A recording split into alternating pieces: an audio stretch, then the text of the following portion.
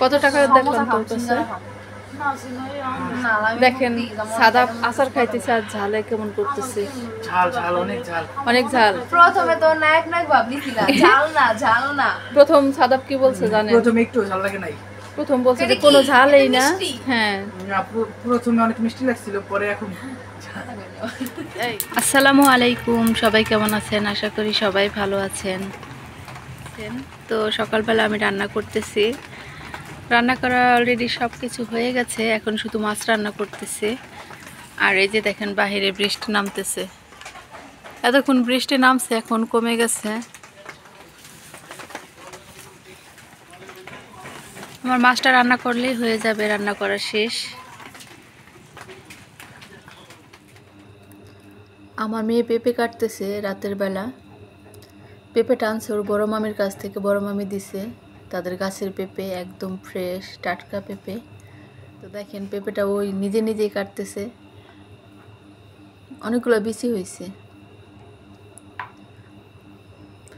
খেতে ইচ্ছে করছে আর বসে পড়লো কাটার জন্য, তো কাটতেছে। তো আমরাও খাবো, মেয়ে থাকলে এটাই সুবিধা, মেয়ে সব কিছু একদম সামনে, তারপর মায়ে দেখায়।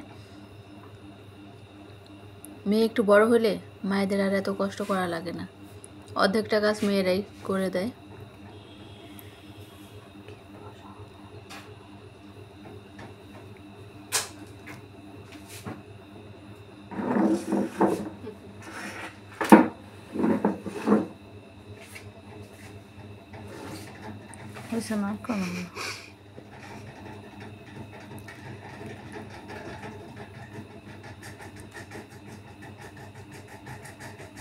পেঁপেটা মনে হয় অনেক মিষ্টি হবে।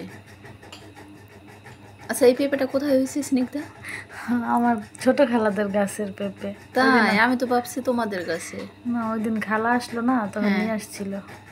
ও, আমি ভুল করে বলে ফেলছি যে আমার বড় ভাবিদের গাছের। বড় ভাবিদের অবশ্য গাছ আছে, একদিন আপনাদেরকে দেখাইছিলাম। তো এই পেঁপেটা হচ্ছে আমার বড় ভাবির বোনের বাড়ির, আমার বিয়াইনের গাছের পেঁপে। তো আমি তো জানি যে বড় ভাবি দিচ্ছে বড় ভাবিদের গাছের পেঁপে। এইভাবে কাটো লম্বা করে। আমরা সবাই সন্ধ্যার পরে ঝালমুড়ি খাচ্ছি। আর এই যে দেখেন পাকা পেঁপে আছে, বিয়াইনের গাছের পাকা পেঁপে, অনেক মিষ্টি। সিনহা কাটছে তখন বলল যে পেঁপেটা অনেক মিষ্টি। আর এই যে দেখেন একদম সহজ পদ্ধতিতে ঝালমুড়ি, একদম সহজ পদ্ধতিতে ঝালমুড়ি মাখা খাচ্ছি আমরা। শুধু চানাচুর আর তেল দিয়ে মেখে নিছি, অত ঝামেলা করতে যায়নি।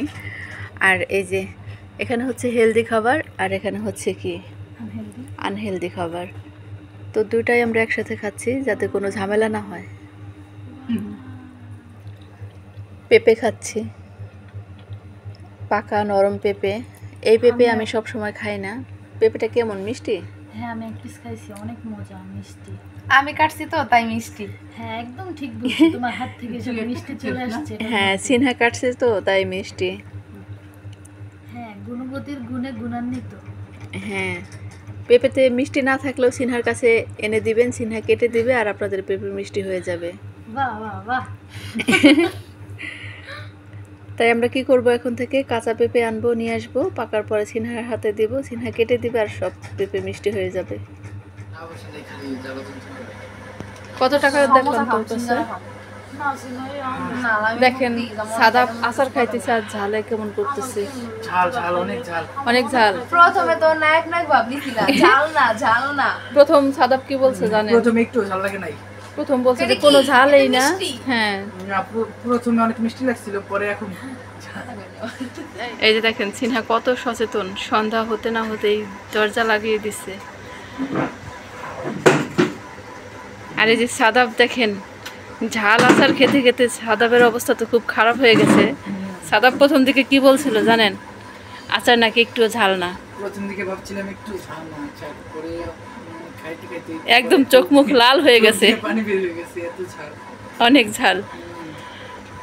এই আচারটা কিন্তু নাগা মরিচের আচার এটা। এই জন্য এত ঝাল। হ্যাঁ, এই জন্যই এত ঝাল। মিম এত ঝাল খায়, মিম আচারটা খেয়েও বলছে যে আমি এত ঝাল খাওয়া যায় না, অনেক ঝাল। আর আমরা যখন এই আচারটা খাইছি না, আমরা খাইছিলাম অনেকটা আচার, কিন্তু ওই আচারটার মতো না এটা। চুই ঝাল হ্যাঁ, চুই ঝালের। আমরা চুই ঝালেরই চাইছি, কিন্তু ওরা দিছে এটা। এটা শুধু নাগামরিচের, আর কিচ্ছু না। হ্যাঁ, আজকে আমাদের বাড়িতে যাওয়ার কথা ছিল, আম্মু হঠাৎ করে অসুস্থ হয়ে গেছে, এই জন্য আর যেতে পারলাম না। এতদিন থাকলাম, এখন আম্মু বলতেছে যে আজকে রাতটা থাইকা তারপর কালকে সকালে যাই। কালকে তো আর ঢাকা যাবি না, পরশু দিন যাবে। কালকে অবশ্য সিনহার কোচিং নাই, এই জন্য থাকা হবে। কি দেখতেছো তোমরা? ও আমার রিয়েক্ট দেয় না এই যে কি করে তাইলে? মোবাইল চালায়। বোনদের যদি রিয়াক্ট না দাও, কাদের দাও বলো? না রিয়েক্ট দিই ওর মাঝে মাঝে একটা এই যে কক্সবাজার একটা রিয়েক্ট দিস না আমার ভিডিওটি আজ যে পর্যন্তই। আপনারা সবাই ভালো থাকবেন, সুস্থ থাকবেন, আর আমার চ্যানেলটি সাবস্ক্রাইব করবেন, আর পেজ থেকে দেখলে পেজটিকে ফলো দিয়ে দিবেন। আল্লাহ হাফেজ।